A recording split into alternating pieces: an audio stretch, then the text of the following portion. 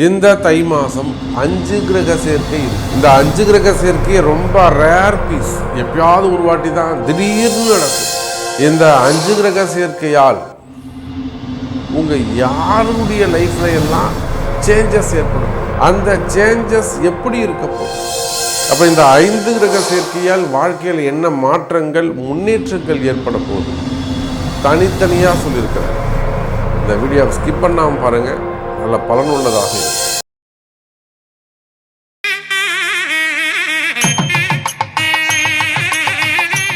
கடவுள் அருள் டிவி நேயர்கள் அனைவருக்கும் உங்கள் தாம்பரம் வாராகி ஈசனேசன் சுவாமியுடைய நல்லாசிகள், வாழ்த்துக்கள். ஜெய் வாராகி, ஜெய் ஜெய் வாராகி. பொதுவாக ஒரு மங்கள சொல் உண்டு, தை பிறந்தால் வழி பிறக்கும் அப்படின்னு. ஏன் அப்படி சொல்கிறாங்கன்னா, காலபுருஷனுக்கு 10வது வீடாக இருக்கக்கூடிய மகர ராசிக்கு சூரியன் பிரவேசம் செய்யக்கூடிய அற்புதமான நன்னாள்.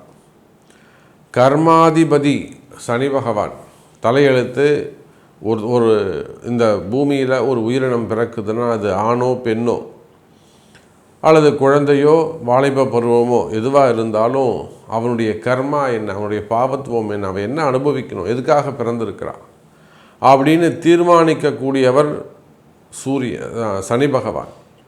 அதை கிட்ட இருந்து செயல்படுத்தக்கூடியவர் சூரிய பகவான். அவங்க 2 பேரும் சந்திக்கக்கூடிய அந்த அதனால தான் 10ஆம் இடம் கர்மஸ்தானம்னு வச்சாங்க. அப்போது இங்கே பார்த்தீங்கன்னாக்கா சனியுடைய வீட்டுக்கு சூரியன் செல்லக்கூடிய மாதம் தை மாதம். செவ்வாய் ஆட்சி உச்சம் இருக்கக்கூடிய ஒரு அற்புதமான ராசி.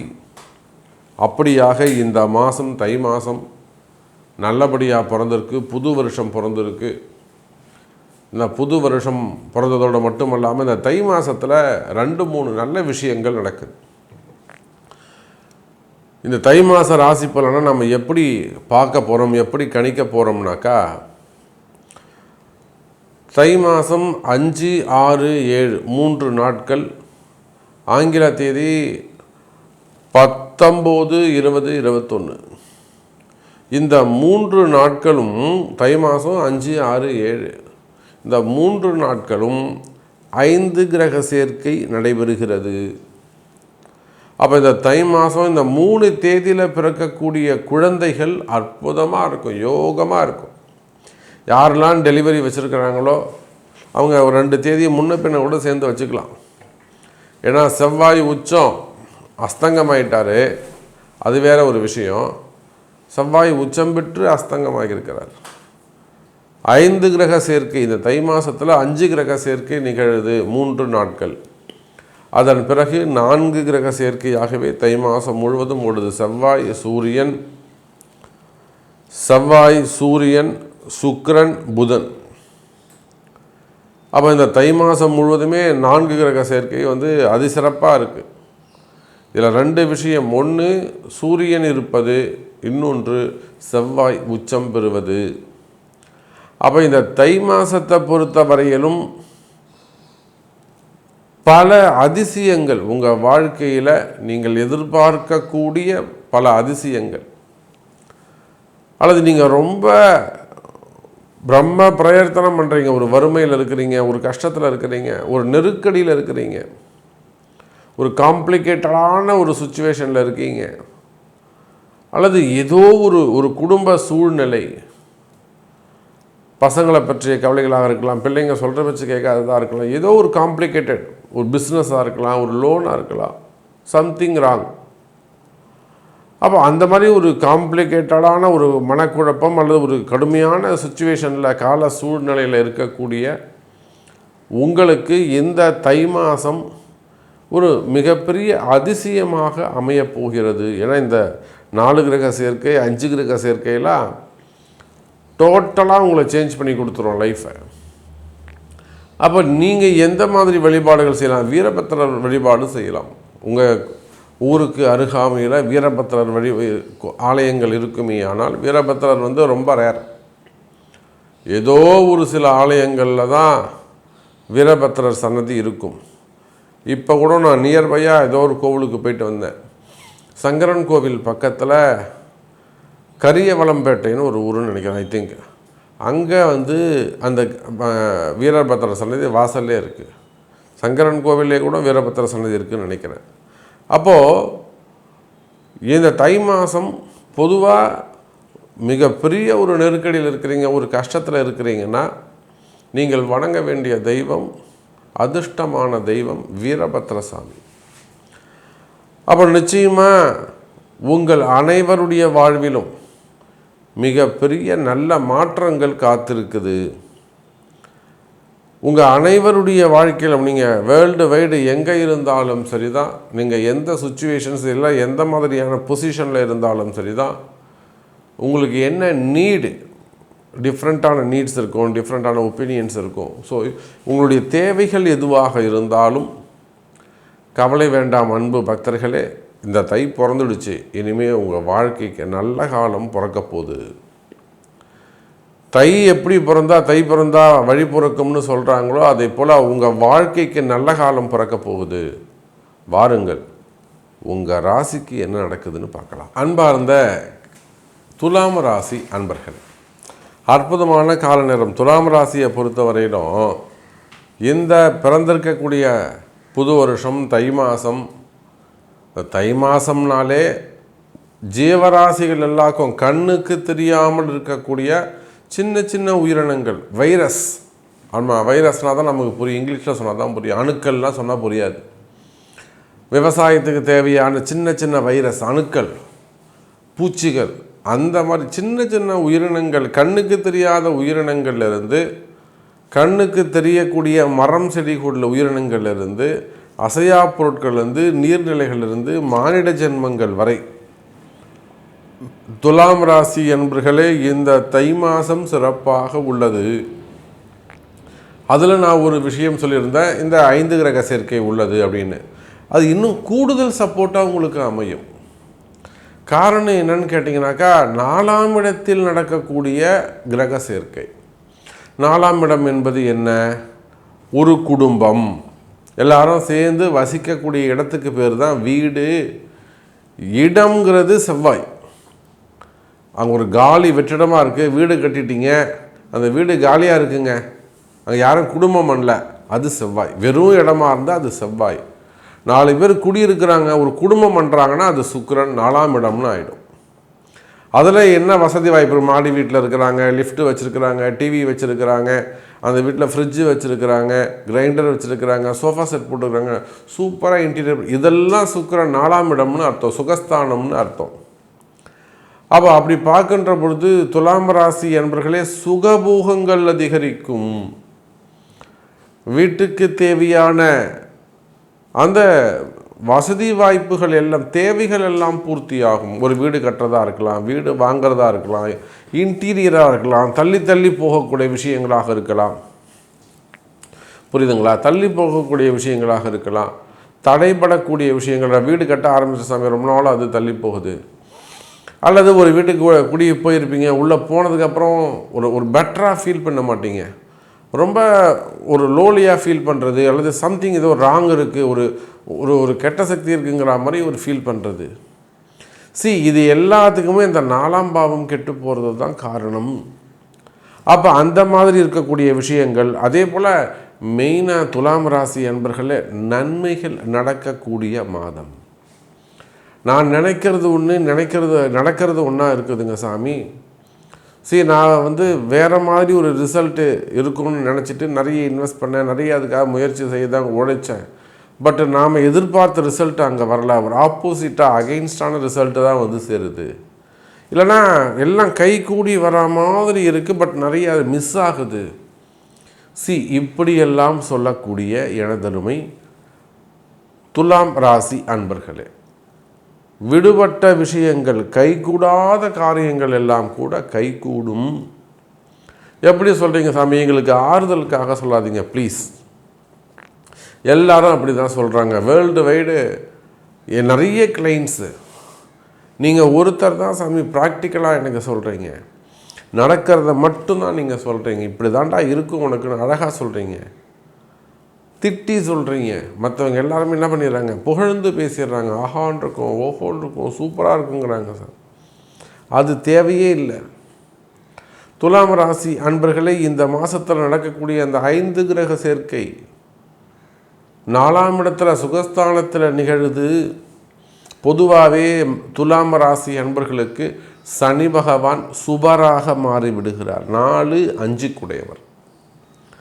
அப்போ சனி பகவான் உங்களுக்கு சுபராகி வீடு கொடுத்த சனி பகவான் குருவுடைய வீட்டில் அற்புதமாக 6ஆம் பாவத்தில் உட்கார்ந்துருக்கிறார். மறைந்த சனி, மறைந்த குரு. சார் துலாம் ராசிக்கு 9ஆம் இடத்துல குரு இருக்கார். இப்போது அற்புதமாக இருக்கார்.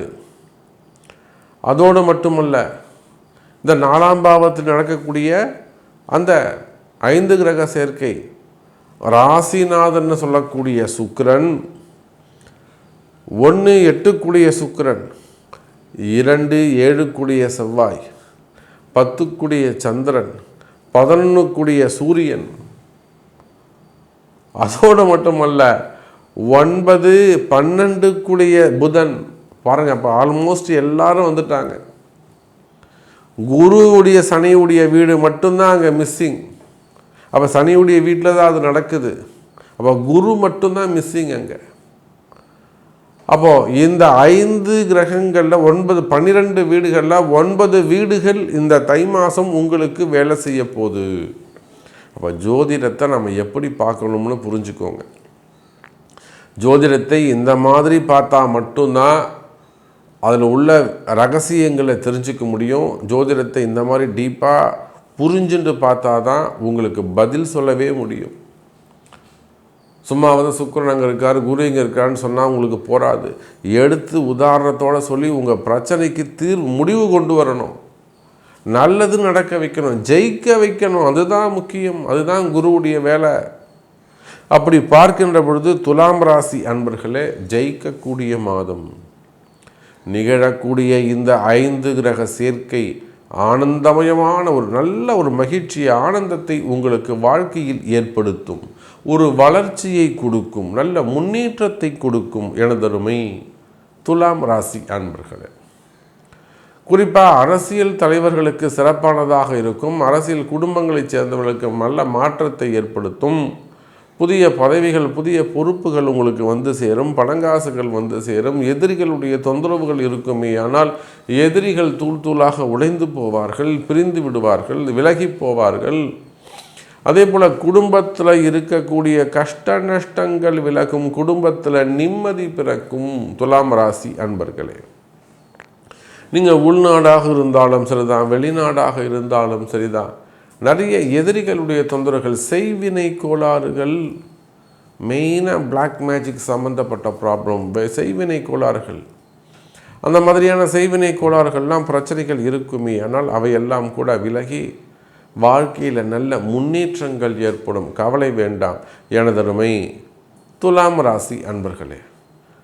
அது கணவன் மனைவி பிரச்சனையாக இருக்கலாம், இல்லை அண்ணன் தம்பிங்க பிரச்சனையாக இருக்கலாம், மாமியாரால் வரக்கூடிய ப்ராப்ளமாக இருக்கலாம், பிரிவுகள், பங்காளிங்களால் வரக்கூடிய பிரச்சனை, இட பிரச்சனைகள், சொத்து பிரச்சனைகள், வேலை செய்கிற இடத்துல வரக்கூடிய ப்ராப்ளம், ஹையர் ஆஃபீஸர்ஸ் சரியில்லாமல் இருக்கிறது,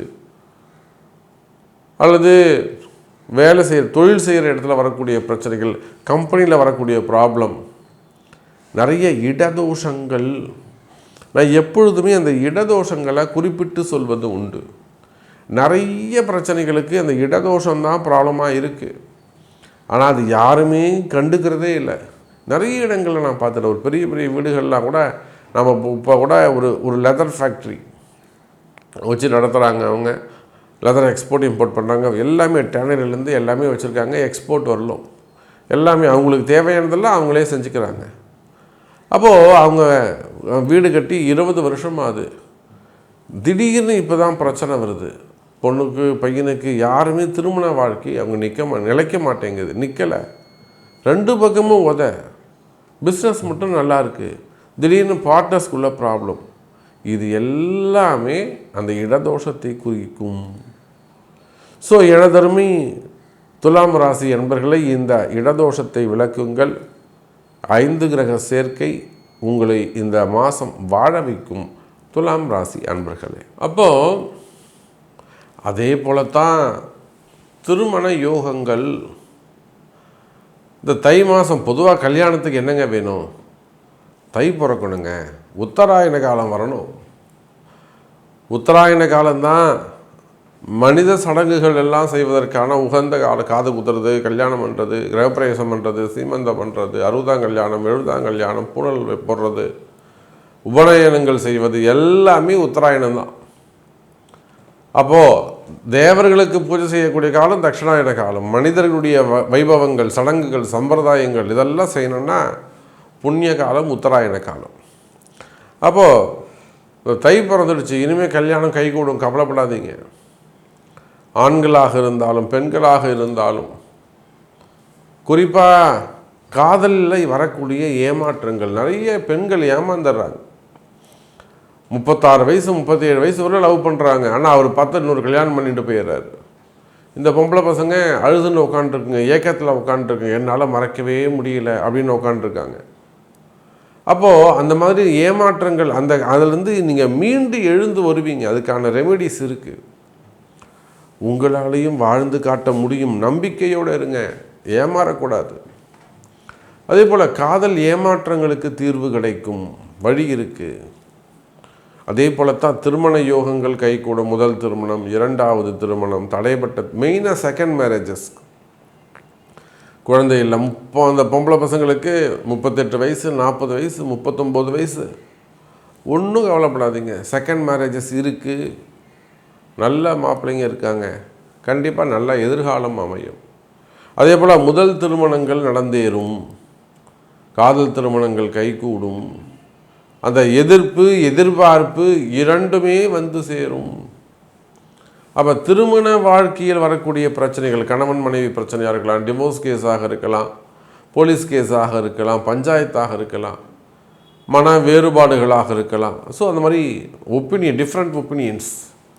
அப்போ கணவன் மனைவி பிரச்சனைகளுக்கு தீர்வு கிடைக்கும். அதே போலத்தான் குழந்தை பாக்கியம். நிச்சயமாக இந்த தை பிறந்திருக்கு என் அன்பு பக்தர்களே. அம்பாளுடைய ஆசீர்வாதம், வாராகியுடைய ஆசீர்வாதம் உங்கள் எல்லாருக்கும் நல்லாசிகள். ஜெய் வாராகி. குழந்தை பாக்கியம் உங்களுக்கு கிடைக்கட்டும். இந்த குழந்தை பாக்கியத்தை பொறுத்தவரையிலும் கணவன் மனைவி இருவருடைய ஜாதகம் முக்கியம். அருகாமையில் இருப்பீர்களே ஆனால் நேரில் வந்தீங்கன்னாக்கா சிறப்பு. வெளியூரில் இருக்கிறீங்கனாக்கா நம்ம ஃபோன் கன்சல்ட்டிங்க உங்களுக்கு நல்லது. அப்போ குழந்தை பாக்கியம் கைகூடும். அப்போ இதே போலத்தான் உலகம் முழுவதும் வாழக்கூடிய நண்பு பக்தர்கள் எல்லா விதமான சுப வைபவங்கள், கம்பெனி பூஜைகளாக இருக்கலாம், ஃபேக்ட்ரி பூஜைகளாக இருக்கலாம், இடதோஷங்களாக இருக்கலாம், அல்லது செய்வினை கோளாறுகள், பரிகாரங்கள் எதுவாக இருந்தாலும் சிறப்பான முறையில் உங்களுக்கு நல்ல முறையில் வழிகாட்டப்படும், செய்து தரப்படும் என்பதை சொல்லிக்கொண்டு மீண்டும் வேறொரு அற்புதமான பதிவில் உங்களை சந்திக்கிறேன். நன்றி. நமச்சிவாயம். ஜெய் வராகி. ஜெய் வராகி. கடவுள் அருள் டிவியை பார்த்தமைக்க நன்றிகள். மேலும் இது போன்ற தகவல்களை தெரிந்து கொள்ள கடவுள் அருள் டிவியை சப்ஸ்கிரைப் செய்யுங்கள். மறக்காமல் பெல் ஐக்கானை கிளிக் செய்யுங்கள்.